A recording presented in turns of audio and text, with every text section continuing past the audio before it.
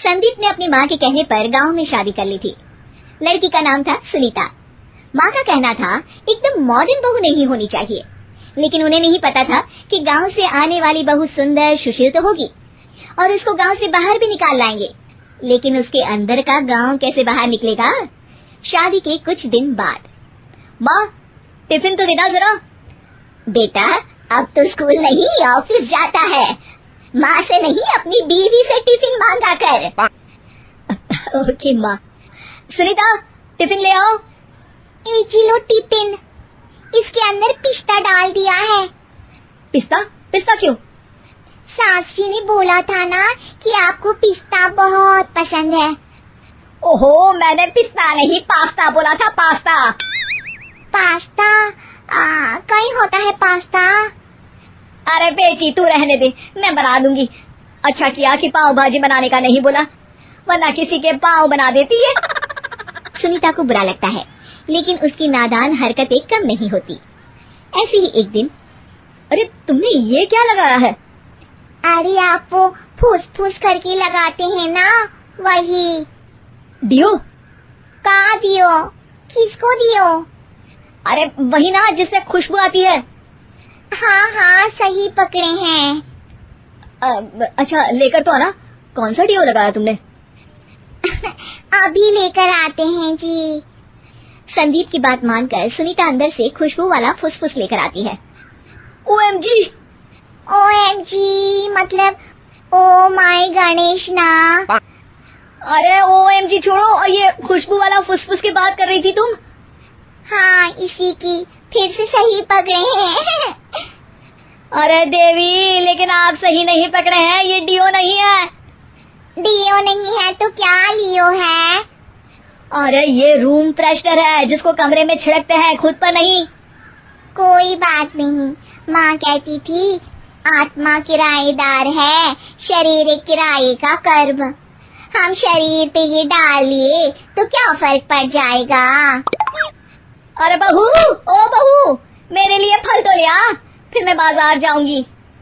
सुनीता अपनी सास के लिए फल लेकर आती है। अरे बेटा पपीता, तरबूज और सेब फल ऐसे कैसे खा लूं, काट कर तो ले आ। माँ जी मेरे गांव में तो खेत से उठा के सीधा खा लेते हैं। अरे ये तेरा गांव नहीं है ना। अरे संदीप तू ही कुछ समझा देना इसको बेटा। मैं कैसे समझाऊं माँ, ये तो माइक्रोवेव को भी भट्टी बोलती है। कल मैंने बोला हाय कैसी हो तो बोलती है किसी को हाय नहीं लगानी चाहिए। अरे सुनीता तेरा क्या होगा? अभी तो कैसे बताऊं माँ जी, अभी हम कुछ करेंगे फिर पता चलेगा क्या होगा, लड़का या लड़की। हे भगवान कहाँ से आ गई है? रामपुर से जी, आप ही तो लेकर आए थे मुझे। अरे मुझे माफ कर दो। पहले कोई गलती तो करिए जी, आपकी तो सारी गलती माफ कर देंगे हम। हाँ अरे बहू मेरी बात सुन, फल यानी कि फ्रूट जब भी लाए ना तो काट कर लाना, ठीक है? जी ठीक है माँ जी, फल यानी फ्रूट यानी काट के लाऊंगी।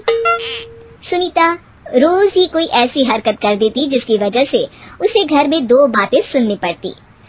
एक दिन, माँ मेरे बॉस घर पर आने वाले हैं शाम को, उनका बर्थडे है, फैमिली साथ नहीं रहती उनके, तो यही पार्टी कर लेंगे। उनको अच्छा लगा तो शायद मेरा प्रमोशन भी हो जाएगा। मैं ना फ्रूट केक लाकर फ्रिज में रख दूंगी और तेरे साथ आज खाना मैं बनाऊंगी ताकि जब साहब आए तो खाने में कोई गड़बड़ ना हो। शाम को जब सारी तैयारियां हो जाती है, संदीप के साथ बड़े साहब भी घर आते हैं। आप फ्रूट केक तो ले आना बहू, फिर खाना खाएंगे। और इस सब की क्या जरूरत थी, आपने बुलाया वही काफी है। सर आपका परिवार शहर में नहीं है तो हम ही आपके परिवार जैसे हैं सर।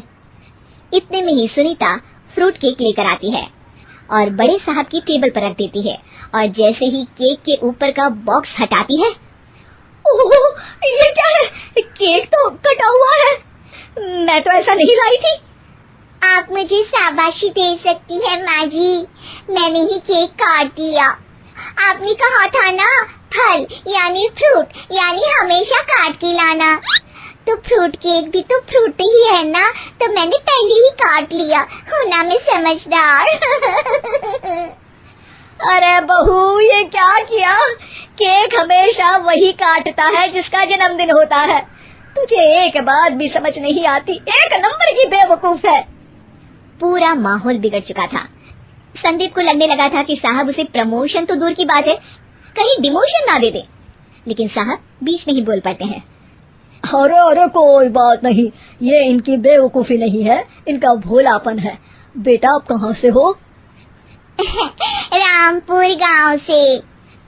अरे वाह, गांव से? फिर तो आपके गांव में ताजे फल और सब्जियां मिलते होंगे। हाँ सही पकड़े हैं, हम तो काटते भी नहीं, सीधा खा लेते हैं। मैं ना एक बार तुम्हारे गांव घूमने जरूर चलूंगा। क्यों संदीप, ले चलोगे ना? मुझे गांव घूमना बहुत पसंद है। बस फिर क्या था, संदीप और सास दोनों खुश हो गए, क्योंकि साहब को सुनीता ने गांव की बात करके खुश कर दिया था। अब संदीप का प्रमोशन पक्का था। शिक्षा, कभी भी किसी भी गलती पर घबराना नहीं चाहिए। हो सकता है कि उस गलती की वजह से आगे बड़ा फायदा हो जाए।